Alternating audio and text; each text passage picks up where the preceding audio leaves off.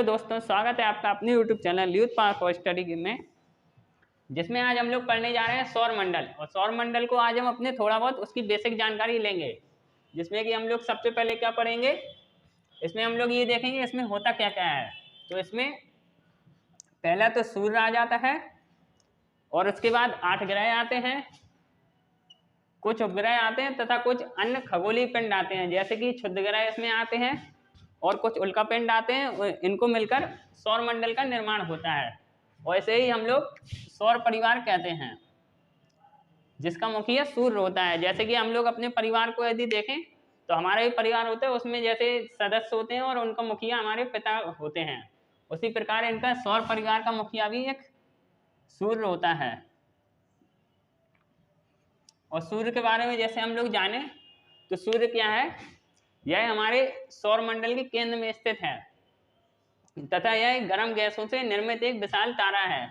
आप लोगों को यह जानकर आश्चर्य होगा कि यह तारा है, जबकि हम लोग सूर्य को एक आग का गोला कहते हैं, लेकिन ये तारा है जो बहुत ही विशाल है और एक गर्म गैसों से निर्मित है। इसी के बाद देखें तो सूर्य हमारे पृथ्वी और पूरे सौर मंडल के लिए प्रकाश एवं ऊष्मा का एकमात्र स्रोत है। मतलब कि यदि हम लोगों को रोशनी चाहिए या तो थोड़ी बहुत ऊष्मा चाहिए, तो उसके लिए हम लोगों को सूर्य ही एकमात्र स्रोत होता है। और जैसे कि सूर्य की पृथ्वी से दूरी देखें तो इसकी हमारे पृथ्वी से कम से कम 15 करोड़ किलोमीटर दूरी है।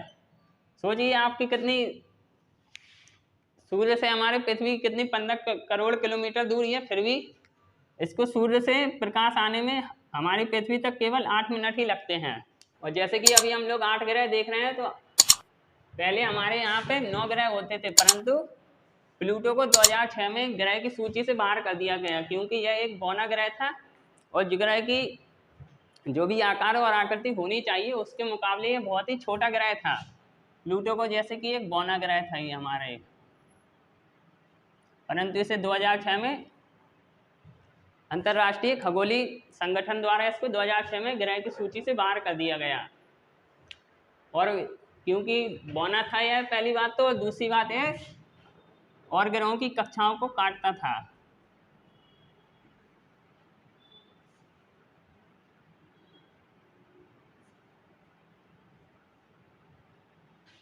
प्लूटो को बाहर किया गया क्योंकि यह बौना था और दूसरा कक्षाओं को काटता था। इसी के बाद जैसे हम अपने और ग्रहों के बारे में पढ़ें तो इसमें हमारे 8 ग्रह हैं। और 8 ग्रह कौन कौन से हैं, हम लोग इसको सूर्य की दूरी के अनुसार देखेंगे पूरा। तो हम लोग पहले इसमें क्या देखेंगे, सूर्य से दूरी के अनुसार पहला इसमें क्या हो जाएगा, बुध ग्रह हो जाएगा, दूसरा शुक्र ग्रह हो जाएगा, तीसरा पृथ्वी हो जाएगा और चौथा मंगल हो जाएगा। और इसको ये भी ध्यान देने वाली बात है कि इन ग्रहों को कहते क्या है, तो जो ये 4 ग्रह शुरू के हो गए इनको हम लोग आंतरिक ग्रह बोलते हैं, क्योंकि आप लोग जैसा देख सकते हैं इसमें ये पहला हो गया, दूसरा, तीसरा, चौथा, ये हम लोगों के 8 आंतरिक ग्रह हो जाएंगे। ये चारों हैं जो आंतरिक ग्रह के रूप में हो जाएंगे।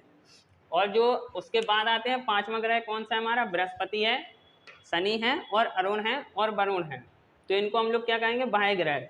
जैसे चित्र में इसमें बना है, ये चारों बाह्य ग्रह हो जाएंगे। पहला ये तो बृहस्पति, दूसरा शनि, तीसरा अरुण और चौथा वरुण ग्रह। इसी के बाद हम लोग देखते हैं हमारी पृथ्वी के बारे में। हम लोग अब इसके बाद पृथ्वी देखेंगे। हमने जैसे कि अभी 8 ग्रह देखे थे, उनमें से हम हमारी अब पृथ्वी के बारे में थोड़ा जान लेते हैं। तो पृथ्वी हमारी के बारे में क्या है कि पृथ्वी हमारी जो है वो सूर्य से दूरी के अनुसार तीसरा ग्रह है। जैसे अभी मैंने आपको बताया था, हमारे आंतरिक ग्रह बताए थे कौन कौन थे वो, पहला तो बुध था, दूसरा शुक्र था और तीसरी पृथ्वी थी। यानी कि सूर्य से दूरी के हिसाब से हमारी पृथ्वी तीसरे नंबर पर आती है। लेकिन अगर इसके साइज के हिसाब से देखेंगे साइज कितना कैसा है, तो यह आकार में अगर इसको देखें तो यह आकार में 5वें नंबर पर आती है, क्योंकि यह 5वें नंबर पे सबसे बड़ा ग्रह पृथ्वी है। और इससे बड़े बड़े ग्रह जैसे मैंने आपको बताए थे, उसमें बृहस्पति था, शनि था और उसके बाद अरुण वरुण थे। तो पृथ्वी हमारा 5वें नंबर पर बड़े ग्रह में आता है। और यह कैसी है पृथ्वी हमारी, इसके आकार में ध्रुवों पर यह थोड़ी सी चपटी है। जैसे कि यहाँ पर आपको चित्र दिख रहा होगा कि मतलब यहाँ पे ये अपने पूरब और पश्चिम में तो थोड़ा फैली हुई है, मगर ये अपने ध्रुवों पर चपटी है। तो ध्रुव इसमें कौन कौन से हैं? एक तो पहला नॉर्थ पोल हो जाएगा, एक तो उत्तरी ध्रुव, और दूसरा हो जाएगा साउथ पोल यानी कि दक्षिणी ध्रुव। लेकिन हम लोग जैसे बहुत बार लोग कहते हैं कि पृथ्वी का आकार कैसा है, तो बहुत से लोग उसको गोल बताते हैं, लेकिन पृथ्वी हमारी गोल नहीं है, क्योंकि यहाँ पर कहीं कहीं जैसे पहाड़ है, तो जैसे कहीं पर उठी हुई है और कहीं पर चपटी है, तो मतलब इसका शेप वैज्ञानिकों ने जियोड बताया, जैसे कि यहाँ पे कहीं चपटी है और कहीं पर पहाड़ है, तो ये कहीं पर उठी उठी हुई है। और लेकिन वैज्ञानिकों ने अपनी आसानी के लिए, इसको देखने के लिए, इसकी एक ये आधार रेखाएं मान रखी हैं, मतलब कि इसको बिल्कुल गोल बनाने के लिए थोड़ा सा ऐसा किया हुआ है, जिससे कि ये हम लोगों को इसके बारे में जानकारी के लिए सरलता हो। लेकिन पृथ्वी हमारी कैसी है? जियोड शेप की है, मतलब कि कहीं ये उठी हुई है और कहीं पर समुद्र होने के कारण ये धसी हुई है। और पृथ्वी में क्या क्या है? यहाँ पर हमारे पृथ्वी में वायु एवं जल की उपस्थिति पाई गई है, जो कि सिर्फ हमारे जीवन के लिए आवश्यक तत्व होते हैं, क्योंकि हमें जल की आवश्यकता ही पड़ती है और वायु की भी आवश्यकता पड़ती है हमें सांस लेने के लिए। और उसके बाद हमारे पृथ्वी में 70% जल है, जिसके कारण हमारे पृथ्वी को क्या कहते हैं? नीला ग्रह कहते हैं, क्योंकि जब जल ज़्यादा होगा तो जल तो नीला ही होता है, तो फिर हमारे जब अंतरिक्ष से इसको देखा जाता है तो ये पृथ्वी हमारी नीली दिखाई पड़ती है, तो इसको हम लोगों को इसको नीला ग्रह भी बोलते हैं। हमारी पृथ्वी कैसी है? नीले ग्रह के रूप में जानी जाती है। और अब जैसे हम लोग इसको चंद्रमा के बारे में देखें, इसके हमारे पृथ्वी का चंद्रमा भी है, एक उपग्रह है। यह हमारी पृथ्वी का एकमात्र उपग्रह है जो कि प्राकृतिक उपग्रह है, और यह हमारी पृथ्वी से कितनी दूरी पर है? 3,84,400 किलोमीटर की दूरी पर है। आप लोग सोच सकते हैं कि कितनी ज़्यादा दूरी पर है, फिर भी हम लोगों को इतना बड़ा चांद दिखाई देता है, तो इसका आकार भी बड़ा ही होगा, मगर ये हमारी पृथ्वी से छोटा है। उसके बाद जैसे हम लोग देखें तो पृथ्वी के बारे में हमने अभी देखे, और इसके बाद जैसे हम लोग देखें उपग्रह, उपग्रह कौन से हैं? ये चंद्रमा जो है वो हमारा पृथ्वी का एक उपग्रह ही है, जो कि प्राकृतिक उपग्रह है। और इसमें ये उपग्रह के बारे में हम लोग थोड़ा समझें तो ये क्या है? ये खगोलीय पिंड होते हैं जो कि ग्रहों के चारों तरफ चक्कर लगाते हैं। अभी हमने जैसे देखा था कि सूर्य के चारों ओर ग्रह चक्कर लगा रहे थे अपनी अपनी कक्षाओं में, ऐसे ही ये उपग्रह भी होते हैं जो सूर्य के चक्कर लगाने वाले ग्रहों के चक्कर लगाते हैं। और ये उपग्रह कितने प्रकार के होते हैं? तो हमने इसमें सिर्फ 2 ही प्रकार के उपग्रह पढ़े हैं, जैसे कि पहला हो जाएगा प्राकृतिक, दूसरा हो जाएगा कृत्रिम उपग्रह। तो प्राकृतिक उपग्रह कौन आएगा? जैसे कि हमारा पृथ्वी का चांद आ जाएगा। और इसी में जैसे हम लोग देखें कि सबसे ज़्यादा चांद किसके पास है, तो हमें बृहस्पति ग्रह का पता होना चाहिए कि बृहस्पति ग्रह के पास 82 मून्स हैं अभी, उसके पास 82 चंद्रमा है। और इसी क्योंकि ये सब प्राकृतिक उपग्रह हैं बृहस्पति के, क्योंकि बृहस्पति हमारे यहाँ का सबसे बड़ा ग्रह माना जाता है और सबसे बड़ा ग्रह ही है। तो पहला तो प्राकृतिक उपग्रह होगा, दूसरा हो गया कृत्रिम उपग्रह। कृत्रिम उपग्रह कौन से होते हैं? मतलब कि मानव निर्मित उपग्रह, जो कि मानव द्वारा बनाए जाते हैं। मानव द्वारा बनाए जाते हैं हमारे अंतरिक्ष में ब्रह्मांड की जानकारी और पृथ्वी में संचार एवं मौसम की जानकारी के लिए कृत्रिम उपग्रह वैज्ञानिकों द्वारा बनाए जाते हैं, जो कि रॉकेट्स द्वारा अंतरिक्ष में भेजे जाते हैं। इसी के साथ हमने ये देख लिया, अब हम लोग इसके बाद थोड़ा और देखते हैं। अभी हमने जैसा उपग्रह देखा था, जिसमें कि उपग्रह 2 प्रकार के थे, पहला तो प्राकृतिक और दूसरा कृत्रिम, जिसमें कि हमारे कुछ भारतीय उपग्रह प्रमुख हैं, जिसमें कि उनके नाम इनसैट, IRS और एडुसैट हैं। उसी के बाद हम लोग उपग्रह के बाद थोड़ा सा क्षुद्र ग्रह को भी देख लेते हैं। क्षुद्र ग्रह क्या होते हैं?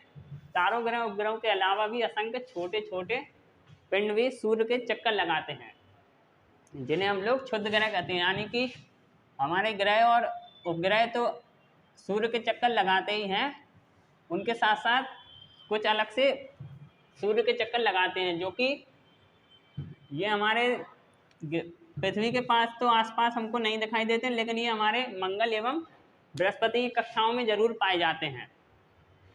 और ये होते क्या हैं, तो ये हमारे ग्रहों के से ही टूटकर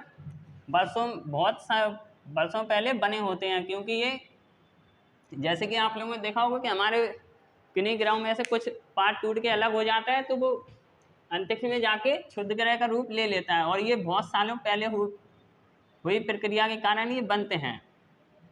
परंतु ये हमारे ग्रह के आसपास तो नहीं है, क्योंकि बृहस्पति बहुत बड़ा ग्रह है, तो उससे टूटकर कुछ क्षुद्र ग्रह का निर्माण हो जाता है। उसके बाद हम लोग क्या देखेंगे, उल्कापिंड। उल्कापिंड क्या होते हैं, सूर्य के चारों ओर चक्कर लगाने वाले कुछ छोटे छोटे पत्थरों के समूह होते हैं, यह हमारे उल्कापिंड कहलाते हैं। जैसे कि आप लोगों ने देखा होगा कभी कभी टीवियों में अब खबर आती है वैज्ञानिकों द्वारा कि कोई उल्कापिंड हमारी पृथ्वी की तरफ आ रहा है, तो वो यही उल्कापिंड होते हैं। क्योंकि ये हमारे सूर्य के चारों ओर चक्कर लगाते हैं, लेकिन ये कभी कभी पृथ्वी की तरफ भी आ जाते हैं, परंतु ये हमारे पृथ्वी के अंदर आ नहीं पाते हैं, क्योंकि पृथ्वी में वायु के घर्षण के कारण ये हमारे अंतरिक्ष में ही हमारे पृथ्वी के घर्षण के कारण इनमें आग लग जाती है और ये जलकर राख हो जाते हैं। परंतु ये जब कोई उल्कापिंड हमारे पृथ्वी में आ जाता है तो उससे हमारी पृथ्वी में गड्ढे बन जाते हैं, गड्ढे हो जाते हैं। उसके बाद हम लोग क्या देखें, आकाशगंगा। तो आकाशगंगा क्या होती है, यह हमारे लाखों और करोड़ों तारों का एक समूह होती है। जैसे कि अगर चित्र में हम लोग देखें,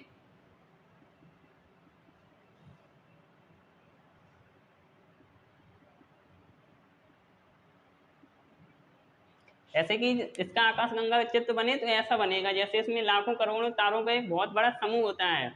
और हमारा सौर मंडल भी ऐसी ही एक दुग्ध मेखला नाम की, यानी कि मिल्की वे नाम की आकाशगंगा में ही स्थित है। जैसे कि इतनी बड़ी आकाशगंगा है, तो हमारा सौरमंडल कहीं ऐसे छोटे से हिस्से में होगा।